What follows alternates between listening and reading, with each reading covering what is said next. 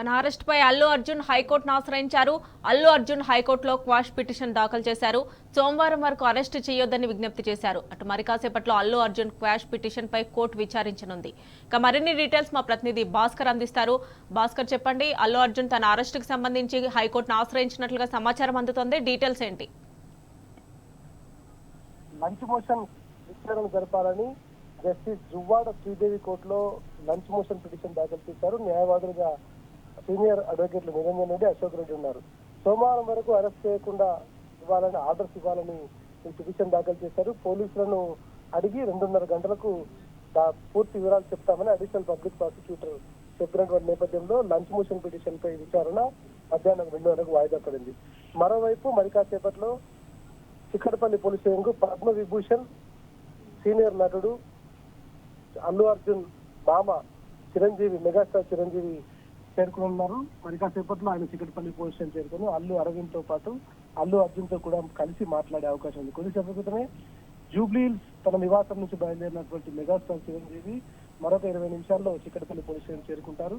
ఇటు పిటిషన్ కు సంబంధించి 2.5 గంటల ప్రాంతంలో సీనియర్ న్యాయవాదులు దీనిపైన ఆర్గ్యుమెంట్స్ కొనసాగించేటువంటి అవకాశం కనిపిస్తోంది. పోలీసులకు సంబంధించి వారికి ఎలాంటి అభిప్రాయం ఉంది అనేటువంటిది కూడా additional advocate general, public prosecutor కూడా దీనిపైన వివరణ ఇచ్చే అవకాశం ఉన్నటువంటి నేపథ్యంలో ఇటు 2:30కు అంటే ఇంకొక అరగంటలో లంచ్ మోషన్ పై విచారణ కొనసాగుతుంది. మరోవైపు ఇటు అరెస్ట్ కు సంబంధించి ప్రొసీడింగ్స్ కొనసాగుతున్నాయి కాబట్టి ఏం జరుగుతుంది అనేటువంటి ఉత్కంఠ మాత్రం కొనసాగుతోంది. పుష్ప సినిమా ద్వారా దేశవ్యాప్తంగా సంచలనం సృష్టించినటువంటి అల్లు అర్జున్ ఇటీవల జరుగుతున్నటువంటి పరిణామాల్లో కొంత రాజకీయ కోణంతో సినిమా హీరోలను కూడా, సినిమా వాళ్ళను కూడా రాజకీయాల్లోకి లాగేటువంటి ప్రక్రియ కొనసాగుతోంది. ఈ అంశంపై ఇప్పటికే టీఆర్ఎస్ వర్కింగ్ ప్రెసిడెంట్ కేటీఆర్ కూడా రెస్పాండ్ అయ్యారు. ఆయన కూడా దీనిపైన ఒక ఆయనకు సంబంధించినటువంటి అంశం పైన మాట్లాడారు. జాతీయ అవార్డు గ్రహీతగా ఉన్నటువంటి అల్లు అర్జున్ ని అరెస్ట్ చేయడం పాలకుల అభద్రతకు పరాకాష్ఠ అంటూ కూడా కేటీఆర్ చెప్పారు. తొక్కిసలాట జరిగినటువంటి బాధితుల పట్ల నాకు పూర్తిగా సానుభూతి ఉంది, కానీ నిజంగా ఎవరు విఫలమయ్యారు? అల్లు అర్జున్ ఓ సాధారణ నేరస్తుడిగా భావించి ఇలా చేయొద్దు. ప్రభుత్వం ఇలా ప్రవర్తించడం సరికాదు, నేను దీన్ని తీవ్రంగా ఖండిస్తున్నానంటూ ఆయన కొద్దిసేపు క్రితం ఎక్స్ వేదికగా ఆయన అభిప్రాయాన్ని వెల్లడించారు. మరోవైపు మరి కాసేపట్లో మెగాస్టార్ చిరంజీవి చిక్కడపల్లి చేరుకునేటువంటి నేపథ్యంలో భారీగా పోలీస్ బందోబస్తు ఏర్పాటు చేశారు. రాష్ట్రంలో సంవత్సర కాలంగా వేధింపులు, అరెస్టులు, గొడవలు, ఎక్కడికక్కడ బందోబస్తులు, ఇవి తప్ప ఇంకేం జరగడం లేదనేటువంటి దీన్ని బట్టి అర్థమవుతోంది.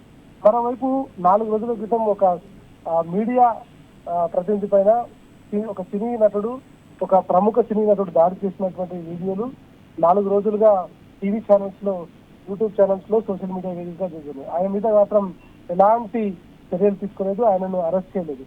ఆయనకు రాచమర్యాదలు కొనసాగిస్తున్నటువంటి పోలీసులు అల్లు అర్జున్ ని మాత్రం ఎందుకు ఇట్లాంటి వ్యవహారం కొనసాగిస్తున్నారు? పోలీసుల తీరు పట్ల మాత్రం పూర్తిగా రాజకీయ ఉద్దేశం దాగి ఉందనేటువంటిది అల్లు అర్జున్ ఫ్యాన్స్, చిక్కడపల్లి పోలీసులు చేస్తున్నటువంటి అల్లు అర్జున్ ఫ్యాన్స్ తీవ్రంగా దీన్ని వ్యతిరేకిస్తున్నారు.